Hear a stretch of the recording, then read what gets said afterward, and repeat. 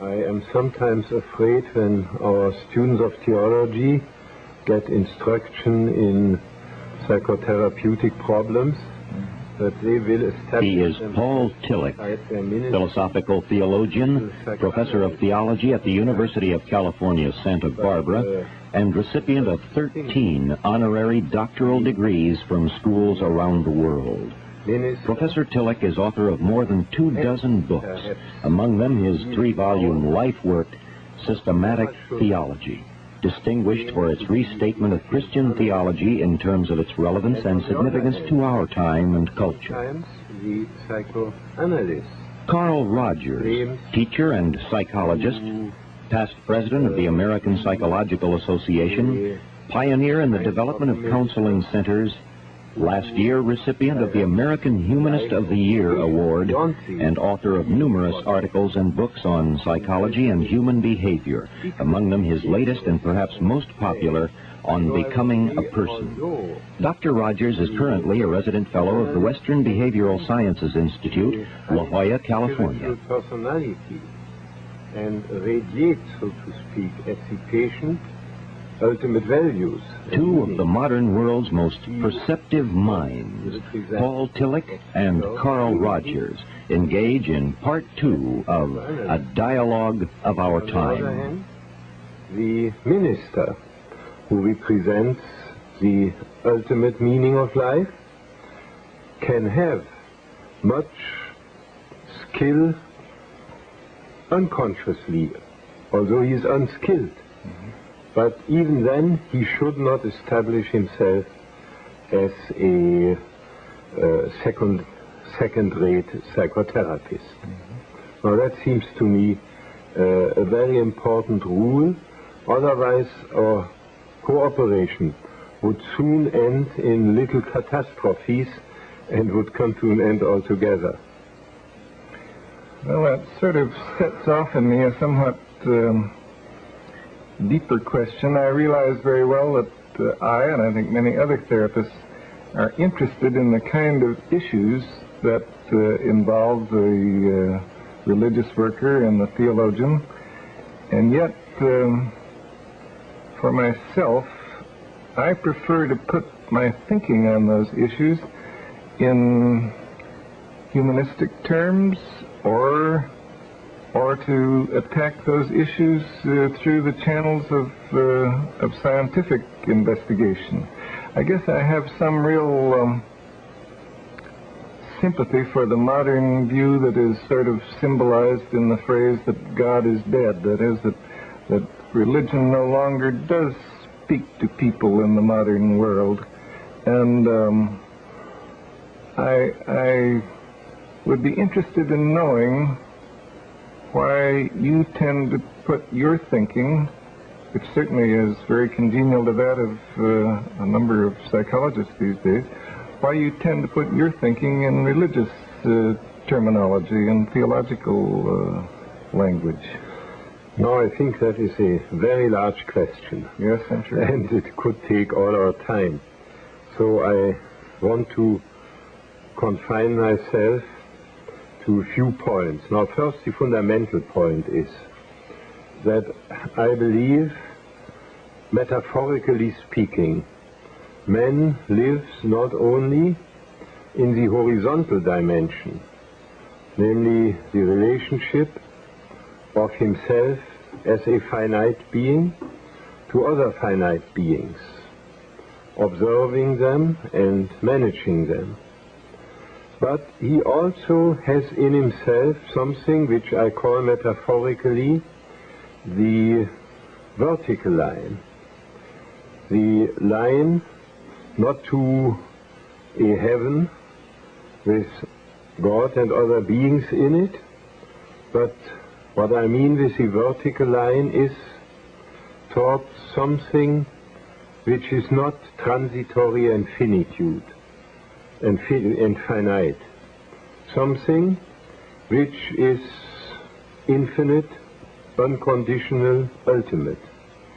I usually call it, man has an experience in himself that he is more than a piece of finite objects which come and go. He experiences something beyond time and space. I don't speak here, I must emphasize this in such speeches again and again, in terms of life after death or in other symbols which cannot be used in this way anymore. But I speak of the immediate experience of the temporal, of the eternal in the temporal, or of the temporal invaded by the eternal in some moments of our life, and of the life together with other people, and of the group life. Now that is for me the reason why I try to continue to interpret the great traditional religious symbols as relevant for us. Of course I know, and that was the other point you made, that they have become largely irrelevant, and that we cannot use them in the way in which they are used still very much in preaching and religious teaching and liturgies for people who can live in them, who are not by critical analysis estranged from them, but for those large amount of people who you call humanists, we need a translation, an interpretation of these symbols, but not, as you seem to indicate, a replacement. I don't believe that scientific language is able to express the vertical dimension adequately, because it is bound to the relationship of finite things to each other, even in psychology, and certainly in all physical sciences. This is the reason why I think we need another language. And this language is the language of symbols and myths. It is a religious language. But we poor theologians, in contrast to you happy psychologists, are in the bad situation that we know the symbols with which we deal have to be reinterpreted, and even radically reinterpreted. But I have taken this heavy yoke upon myself, and I have decided long ago I will continue to the end with it. Well, I realize as you were talking, I have sort of a fantasy of this vertical dimension, not going, for me, not going up but going down. What I mean is this: I feel at times when I'm really being helpful to a client of mine, in those sort of rare moments when there is something approximating an I-thou relationship between us, and when I feel that something significant is happening, then I feel as though I am somehow in tune with the forces in the universe, or that forces are operating through me in regard to this helping relationship, that well, I guess I feel somewhat the same way the scientist does when he is able to bring about the splitting of the atom. He didn't crack it with his own little hands, but he nevertheless put himself in line with the significant forces of the universe, and thereby was able to trigger off a significant event. And I feel much that same way, I think, oftentimes in dealing with a client when I really am being helpful. Now, I'm very grateful about what you say now. The first words were especially interesting to me when you said a vertical line has always an up and a down. And you will be interested to hear from me that I am accused very often by my theological colleagues that I speak much too much of down and instead of up. And that's true. When I want to give a name for what I am about ultimately concerned, then I call it the ground of being. And ground is of course down and not up. So I go with you down. Now the question is, where to do we go? And here again I had the feeling I could go far away with you when you used the term universe, forces of the universe. But when I speak of ground of being, I don't understand this depth of the universe in terms of an addition of all elements in the universe, of all single things, but as many philosophers and theologians did, the creative ground of the universe, that out of which all these forms and elements come. And I call it the creative ground. And this was the second point in which I was glad. This creative ground can be experienced in everything which is rooted in the creative ground. For instance, in a person-to-person encounter. And I had, without being an analyst, but have many forms of encounters with human beings, very similar experiences as you, that now here is something present which transcends the limited reality of the thou and the ego, of the other one and of myself. And I sometimes called it in special moments the presence of the holy in a non-religious conversation. That I can experience and have experienced, and I agree with you. And then finally, there was your third point about the scientists. And I often told my scientist friends that they follow strictly the principle formulated classically by Thomas Aquinas, great medieval theologian. If you know something, then you know something about God. And I would agree with this statement, and therefore these men also have an experience of what I like to call the vertical line, down, and perhaps also up, although what they do in splitting atoms is discovering and managing finite relations to each other. I'd like to shift to another topic that has been of interest to me, and I suspect may be of interest to you. This is the question of what constitutes the optimal person. In other words, what is it that we're working toward, whether in therapy or in the area of religion? For myself, I have a rather simple definition, and yet one which I think has a good many implications. I feel that I'm quite pleased in my work as a therapist if I find that my client and I too are, if we're both moving toward what I think of as greater openness to experience.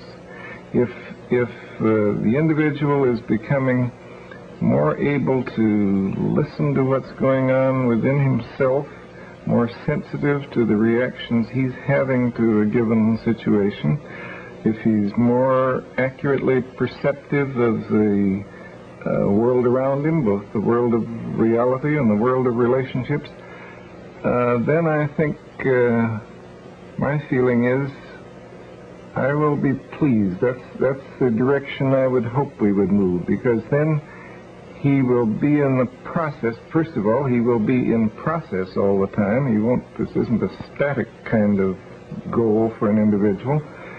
And he will be in the process of becoming more fully himself. He'll also be realistic in the best sense, in that he's realistic about what is going on within himself as well as realistic about the world. And I think he will also be in the process of becoming more social, simply because one of the elements which he can't help but actualize in himself is the need and desire for closer human relationships. So for me, this concept of openness to experience describes a good deal of what I would hope to see in the more optimal person, whether we're talking about the person who emerges from therapy or the development of a good citizen or whatever. I wonder if you would have any comments on that, or on your own point of view in that area. Yes, now there are two questions in this. The one is the way, namely the openness, and the other is the aim. It is, of course, not a static aim, but a dynamic aim, but it's an aim. Yes, okay. And let me speak to both points. The openness is a word which is very familiar to myself, because there are many questions a theologian is asked and which can be answered only by the concept of openness or opening up. I will give you two examples. The one example is the function of classical symbols and symbols generally. I always used to answer, symbols open up. They open up reality, and they open up something in us. If this word were not forbidden in a university today, I would call it something in our soul. But you know, as I myself, as a psychologist, somebody who deals with the soul, that the word soul is forbidden in academic context. But that's what symbols do. And they do it not only to individuals, they do it also to groups. And usually only through groups to individuals. So that's the one thing where I use the word open. This seems to me one of the main functions, perhaps the main functions of symbols, namely to open up. Then another use of the word open is that I am asked now, what can I do to experience God or to get the divine spirit or things like that? And my answer is, the only thing you can do is keep yourselves open. You cannot force God down. You cannot produce the divine spirit in yourselves. But what you can do is to open yourself, to keep yourself open for it. And this is, of course, in your terminology, a particular experience. But we must keep open for all experiences. So I would agree very much with the way which you have described. I would even believe that in all experiences there is a possibility of having an ultimate experience. Then the aim. Now the aim is manifoldly discussed. Perhaps we could agree about realization of our true self, bringing into actuality what is essentially given to us. Or, when I speak in religious symbolism, I could say to become the way in which God sees us in all our potentialities. And what that now practically is the next and very important question. You also indicated something of this, namely to become social. I think this is a part of a larger concept.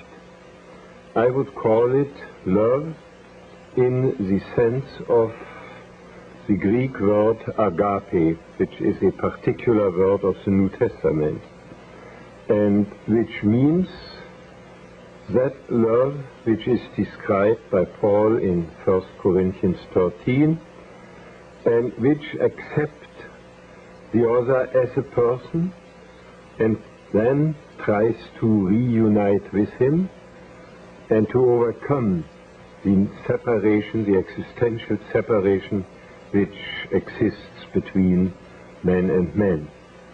Now this aim, I would agree, but I would add, of course, since I speak also in terms of the vertical dimension, that it is the keeping to that dimension, to maintain in the faith into an ultimate meaning of life and the absolute and unconditional seriousness of this direction, of this ultimate aim of life. So when I shall speak now in popular terms, it's very dangerous always, I would say faith and love as the two concepts which are necessary, but faith not in the sense of beliefs, but in the sense of being related to the ultimate, and love not in the sense of any sentimentality, but in the sense of affirming the other person and even one's own person. Because I believe with Augustine and Eric Fromm and others that there is a justified self-affirmation and self-acceptance. I wouldn't use the word self-love, that's too difficult, but self-affirmation and self-acceptance, one of the most difficult things to reach. Well, I find that I like it best when you become concrete. That is, when you put it like in terms of faith and love, those can be very abstract concepts which can have all kinds of different meanings. But putting it in the concrete, yes, I do feel that the person does have to gain I wouldn't even hesitate to say, he has to gain a real appreciation of or liking of himself if he is going to affirm himself in a healthy and useful fashion. There's one other corollary to this notion of being open to experience that I might explore a bit too. To me, the individual who is reasonably open to his experience is involved in a continuous valuing process. It is, I think that I realize I've sort of dropped the notion of values in the conventional sense of there being certain values which you could list and that kind of thing. But it does seem to me that the individual who is open to his experience is continually valuing each moment and valuing his behavior in each moment as to whether it is related to his own self-fulfillment, his own actualization. And that it's that kind of valuing process that to me makes sense in a mature person. It also makes sense in a world where the whole situation is changing so rapidly that I feel that ordinary lists of values are probably not as appropriate or meaningful as they were in periods gone by. Yes, now I am an outspoken critic of the philosophy of values, so I certainly agree with you. I replace this thing by my concept of agape or love, namely love which is listening. I call it listening love, which doesn't follow abstract valuations, but which is related to the concrete situation. And out of its listening to this very moment gains its decision for action and its inner feeling of satisfaction and even joy, or dissatisfaction and bad conscience. I like that phrase because I think it could be a listening within, a listening to oneself, as well as a listening love for the other individual. Yes, when I say listening to the situation, I mean the situation is constituted out of everything around me and myself. So listening love is always listening to both sides. Well, that's certainly, I feel we're not very far apart in our thinking about this value approach. I thought we might be further apart than we seem to be. But one other instance, I feel that the small infant is a good example of a valuing process that's going on continuously. He isn't troubled by the concepts and standards that have been built up for adults, and he's continually valuing his experience as being either making for his enhancement or being opposed to that actualization. Now this valuation, of course, would be not an intellectual valuation, but a valuation with his whole being. I think of it as an organismic valuing process. That means a reaction of his whole being, and I certainly believe that it is an adequate description and can help very much to come to a better... You have been listening to two of the modern world's most perceptive minds, Paul Tillich, philosophical theologian, and Carl Rogers, psychologist, in part two of A Dialogue of Our Time, produced by Robert Lee and directed by Thomas D. Skinner. This program was presented in cooperation with the Western Behavioral Sciences Institute, La Jolla, California, by Radio Television, San Diego State. Contradictory problem.